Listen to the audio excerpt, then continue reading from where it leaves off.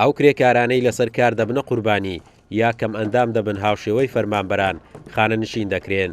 تا ئێستا 740 کرێکار موچەی خانەنشینی وەردەگرێت کە کەمترین موچەی کرێکاری ناکارامە لە 300,000 دینار کەمتر نییە.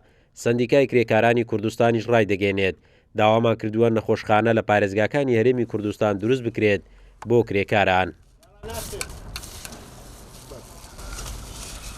ئەو دابینکردنە دەبێتە هۆی زامنکردنی مافەکانی خۆیان و ماڵ و منداڵیان، چونکە کرێکاری دابینکرا و هەروەکو فەرمانبەرێکی حکومی خانەنشین دەکرێت بەپێی ئەو ڕێژەی کە لەسەری دابینکرایە. لەو ڕێژە داهاتەی سندوقی خانەنشینی لە هەموو شارێک نەخۆشخانەیەکی تایبەت بە کرێکار بکرێتەوە بۆەوەی بتوانین ئەو کرێکارانە کاتی نەخۆش دەکەون یان خوانە خواستە تووشی پێکان دێن بتوانن لەو نەخۆشخانە سوودمەند بن بێ بەرامبەریان بە بڕێکی پارەی کەم.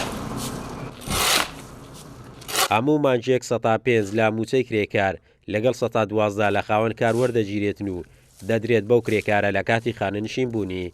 وتەبێژی سەندیکای کرێکارانی کوردستانیش دەڵێت زۆر کات بەهۆی کەم تەرخەمی خاوەنکار کرێکاران لە مافەکانیان بێبەش دەبن. خاوەن کارەکان دانوێت ئەو 112 لە ئەستۆی خۆیانەکە لە بیدەن بۆ کرێکارەکە لە 112 105 لە ئەستۆی کرێکارە خۆی گشتی پارەکە دەکات 117 بۆ سندوقی دەستەبەری کۆمەڵایەتی کرێکاران.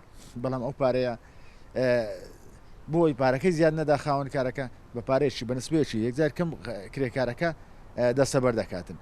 بەپێی یاسای کرێکارێک تووشی ئەو کرێکارانێکە دەستەبەریان هەیە زمانیان هەیە ئەو کرێکارانە مافیان دەگەڕێتەوە لە کاتی ڕوودانی هەر کارەساتێک نەخوازرەوە. تا ئێستا 35,000 پرۆژە لە بەڕێوەبەراتیەکانی دەستەبەری کۆمەڵایەتی تۆمار کراون. لەو ژمارەش 123,000 کرێکار دەستەبەر کراون. لە یاسای دەستەبەری کۆمەڵایەتی پیاوان لە تەمەنی 6 ساڵی و ژنانیش لە تەمەنی 55 ساڵی خانەنشین دەبن. تەنها ئەو کرێکارانە نەبێت کە ڕاستەوخۆ خانەنشین دەبن کە لەسەر کار گیان لە دەست دەدەن یاخود کەم ئەندام دەبن. قارەمەنجەوەر، کورسات نیوز، هەولێر.